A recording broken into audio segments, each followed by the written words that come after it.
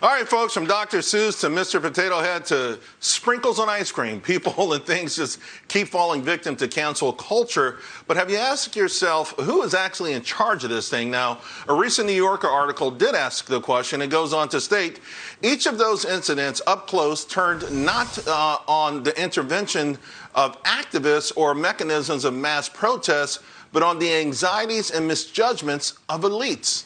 For more on this, I want to bring in District Media President Beverly Hallberg and Family Vision Media Communications Director Stacey Washington. Beverly, it sounds like the guilt of liberal elites are the ones who are kind of picking and choosing these out of left field, and they blow up overnight. I mean, is it the guilt pangs of the liberals driving cancel culture? I think it is. I think there are these standards that they have set up. And so it's not the free market. It's not the American people that are driving cancel culture. It's those in power, politicians, academics, even those in liberal media who look at the rest of the country and think they know better and think that if there's anything negative in your past or in the country's past, it must be canceled. So you do then have individuals not speaking up. They're fearful. You even have Dr. Seuss Enterprises canceling 6 of their own books for fear of retribution. So it's the few in power making these decisions, which is why the American people need to stand up and say enough. Right. Well, here's the thing, Stacey. I'm not sure there was any fear of retribution, since this is an issue that they've tried to deal with on and off for several decades. There wasn't a big crowd in front of the headquarters. It's like some person was sitting in their house, pulled out a book and said, "Oh, my God, look at that." Called the company, and the whole thing turned upside down. So I got to say, Charles, one of the things about the Dr. Seuss story that is very interesting is the fact that they actually took that upon themselves. When the author was alive, he would actually change the drawings himself. He had already updated many of the drawings. But what's most important about this is, you know what I wish, Charles, if I could just have my way for 5 seconds, is if the cancel culture people would take on child pornography, sex trafficking, human slavery coming out of Libya into the Middle East. I wish they'd cancel those things, because they appear to have the power to cancel just about anything else. Great point. Hey, Beverly, real quick, I saw a tweet you put out, and I wanted to hit you on this before we go on. Piers Morgan, he got pretty upset in a huff. He walked off out the studio.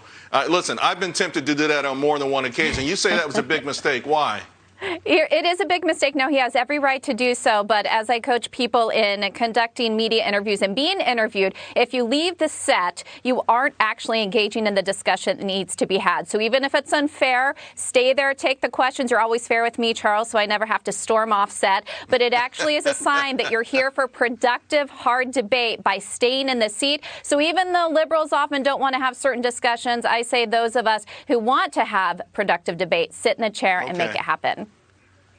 All right, now this is a piece of news that everyone's nervous about. Netflix is cracking down on users sharing passwords. They're actually telling viewers you need your account to watch these shows. Of course, this is just weeks after they hiked subscriptions. Maybe they're running out of growth, Stacey, but can you imagine this? I don't know how many people on this planet are using my password right now.